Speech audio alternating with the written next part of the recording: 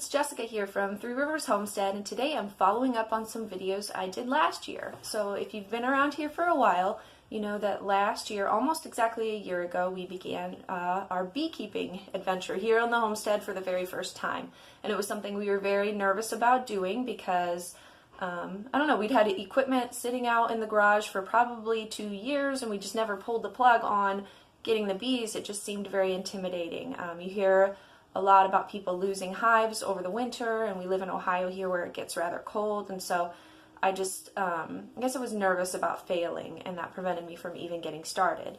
And then last year my husband encouraged me in February of 2020 to take a beekeeping class, and so I did, and that really, I gained a lot of confidence in taking that class and just decided to go ahead and go for it. We already had the equipment at home. What was I waiting for? The worst we could do is fail, and then we'll try again. So we got, I believe it was in May, the beginning of May. I was about 8 months pregnant last year when we got our 2 nukes of bees, and we installed them, and it was just a wonderful thing. Our bees did so well last year. It was so fun to see them buzzing around the property, and we even got a little bit of honeycomb and a little bit of honey that we harvested last year, and we're just very excited about it.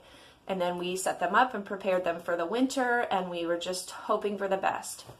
And we were pleasantly surprised that as of the end of January, our bees, both hives were still alive, which was, it seemed like a miracle to us for first-time beekeepers here in Ohio. We just weren't expecting that. We thought we would lose at least one.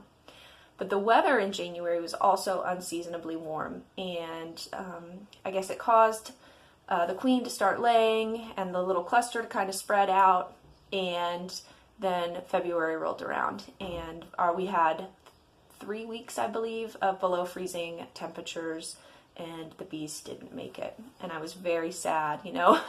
They made it all the way to January, and I thought for sure they were going to pull through. You know, spring was right around the corner. They just had to make it through February, and we don't normally have 3 weeks of freezing weather here in Ohio. It was just a wacky year. And so we got sick, as you might know, in the end of February, the beginning of March. I went out, I dealt with the hives and cleaned them out and put everything, all of the frames of honey in storage, and just kind of was dealing with everything that was going on in the house. The end of March rolled around. I called my local bee guy and said, can I get a couple nukes? You know, I lost my hives, and he said, no, I mean, there's none anywhere. Everybody lost their hives, which made me feel a little better that it wasn't me. It wasn't necessarily something I did. This was something even experienced beekeepers in my area were dealing with this year. He normally doesn't lose any hives, and he ended up losing 40 of his 200 hives, he said, just because of the wacky weather. And so I was really disappointed. I thought for sure that we weren't going to be getting any bees this year. And then he randomly called me on Friday afternoon, and he said, I had someone drop out at the last moment. If you can come tomorrow, which would have been last Saturday, and pick up the bees at 4 o'clock, you can have them. And I didn't have anything set up yet. I had less than 24 hours to get it ready, but I said, yes, this might be my only opportunity to get bees this year. I will take them. And so we rushed around, we got it all set up. I installed the 2 nukes that you, I believe you saw in the beginning of this video, and everything is going well. So we have bees on the property once again. So it's exciting. It's a great time of year to have the bees here. Everything is flowering right now. Our crab apples, we've got dogwood, the strawberries are blooming, the dandelions, we've got lilacs even. There's just so much for these bees to feed on and enjoy, and it was making me really sad thinking about they wouldn't be here to enjoy it this year. So very happy about that. But what we also have is a bunch of frames of honey and drawn comb and things from the old hives that were just sitting. I had them in my freezer to prevent mice and wax moths and all of those kinds of things from ruining them. And now I don't know what to do with them. I was intending on maybe giving it to the new hives, and I talked to my bee guy, and he told me how much of it to give to them. But then I have a bunch left over that I guess we're going to keep for ourselves. So today, the girls are very excited. They're going to help me. We're going to harvest some of this honey, and I thought I would take you along on the process. So if that's something that interests you, why don't you come along? All right, before we get started, I'll say that we did not invest in any kind of fancy honey extraction equipment yet. Last year was our first year. We were just kind of seeing if we liked it before we made that investment. So we're going to be doing this the old-fashioned way. We cobbled together here a PVC pipe contraption to help us hang and filter the honey. We've just got some bowls. This right here is a tote. It's called a Hive Butler, and I have a good friend on Instagram who shared this with me, and I'm going to link below their website, their Instagram page, and their YouTube. But the Hive Butler here is a tote that stores your frames of honey, and this is what I've had them in the freezer. It's really nice. Let me show you.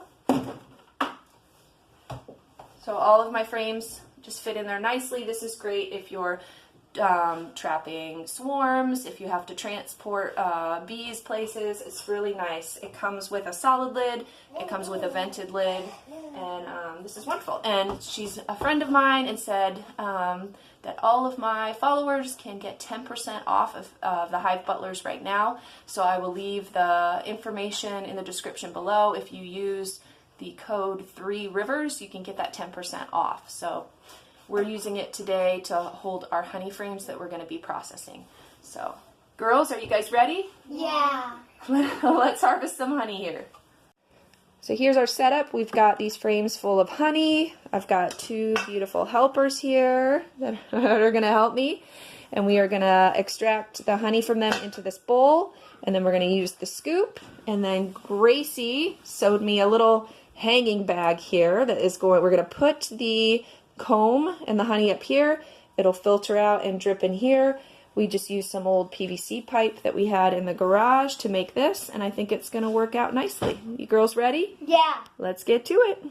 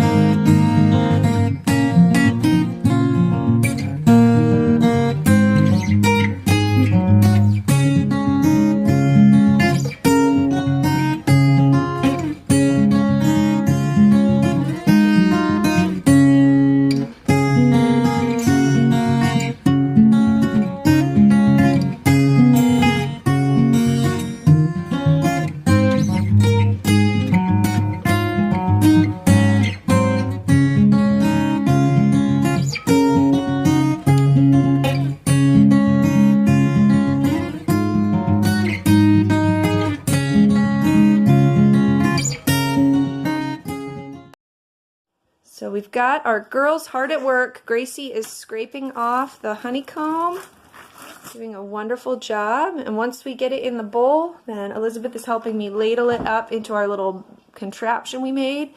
And then we're just letting gravity filter it out. So this bag here will catch all of the random bee parts and all of the wax and other bits that we don't want in our honey. And then it's dripping down and collecting down here. And it'll probably take a good 24 hours once we get all of it in here for it to completely filter through and all of it to drip out. So we'll have quite a lot of fun watching this jar fill up as the day goes on. You excited, girls? Yeah. Did you taste it? Not yet. What'd you dip your finger in? Tell me what it tastes like. In here. Nope, down here. You'll get some of this stuff down here. Here, sis.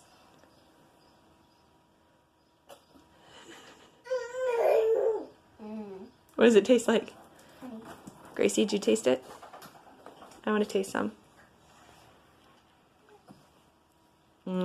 Nothing like sweet honey, huh? Bee honey. The bees guarded it until they died. They do guard it until they die, that's right. All right, we're going to keep going. We've got quite a few more frames to get through. All right.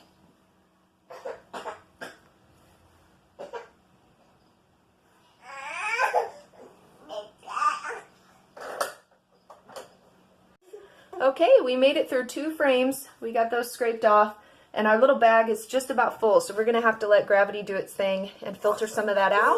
But it was perfect timing because I've got a little guy right here who's starting to get a little fussy, so we're going to go feed him.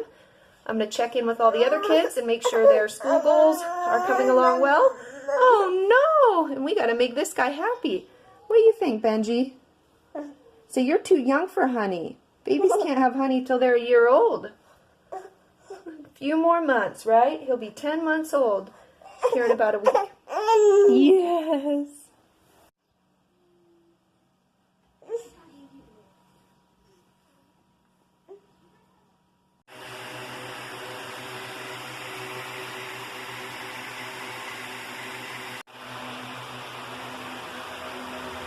Brings you each and every morning. 800-525-5683 or klove.com. All right, here's the first of 2 songs we need you to call right now. 800-525. No, Tom, we have to put them away. And then.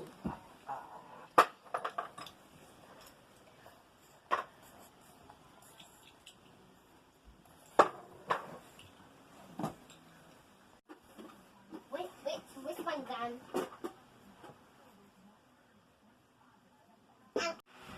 It's been a busy morning. I guess it's afternoon now. It's about 2 o'clock and the little boys are napping. And I'm out here. I just scraped off a few more frames in the bowl and I'm going to get this in here to get filtered. You can see we're about 1/3 of the way full here in our canister. This is going to have to hang until tomorrow morning to get all of the honey out. And so I guess what I'm going to do is finish doing this and then I'll show you tomorrow morning what we end up with in this harvest. Okay, so it's about 8 p.m. I just scraped the last frame off and added it up here. It's been a long day of watching this happen. I'm ready to get this off my kitchen counter. So when we wake up in the morning, hopefully this will be all full and it'll be done dripping and then we can move on to getting this in jars. All right, it's the next morning, bright and early, and I've made some blueberry muffins for the kids using some of the honey. This is the recipe I used here. And I, in place of milk, I used a nut milk. And in place of the sugar, I used honey, just equal amounts. And we're letting them cool down. While we're waiting, I moved away our big canister and just have a little jar here. And you can see it's still dripping and filling up. So we're going to leave this hanging today. And then after breakfast, the girls and I are going to get this honey into some jars and we'll take you along for that. All right, we got breakfast all cleaned up. How are those blueberry muffins, guys? Good. Were they good? Okay, so the kids enjoyed that. We got everything cleaned up, everybody dressed and ready, and the other kids are doing school. The girls are going to help me finish this project here. So we still have this hanging, and I'm probably going to leave this hanging for the rest of today just because it's still dripping. And then once this is done dripping, I'm going to remove all of the comb and everything that's left up here. We will put it in the oven in a roasting pan on a very low temperature, and that will melt everything. The honey will sink to the bottom, the wax will float to the top, and then we can pour off the honey, leave it in the oven for a little bit longer and continue to pour it off. Finally, when we have our wax left, we will pour that into some type of mold, and then we will use that. And what should we do with our wax, ladies? What do you want to do? Make candles. Yeah. Candles. They're very excited. So we saved some wax. Actually, I have it right here. Let me grab it. We saved a little wax from the last small batch we did when we discovered that our hives were dead. And so we've got quite a bit of wax right here. We have some saved from last summer, and then we'll add all of this, and then they would like to try doing old-fashioned beeswax dip candles. So that will be really fun, and we'll take you along with that process when we choose to do that. But for today, what we need to do is with our big container here of honey, we're going to transfer that into some smaller jars. And let's see how much we got. So my girls are going to help me. You guys ready? Yeah. All right, let's get to work.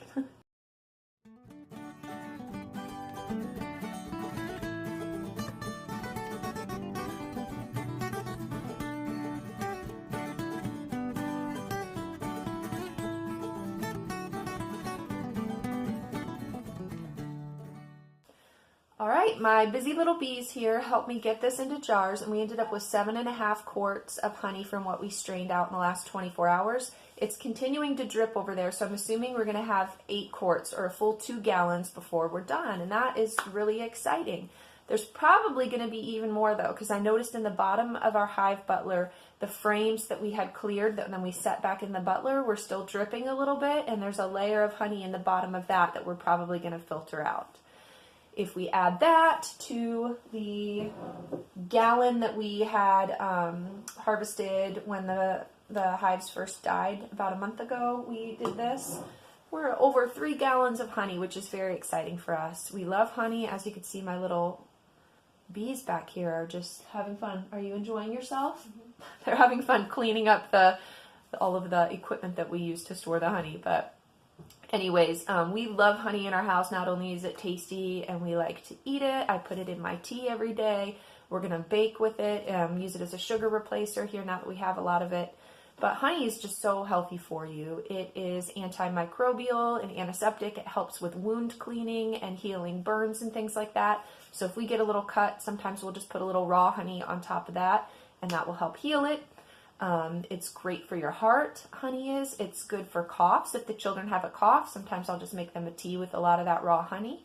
And it's also good for allergies because the raw honey contains all of the pollen and things from the trees on our property. And so by taking in little doses of that raw honey, it helps you kind of get accustomed to taking in that pollen and is a good treatment for seasonal allergies. And I have a son, David, who is a bad allergy sufferer. So now that we're harvesting our own honey from our land, I'll be interested to see if that will help his symptoms a little bit.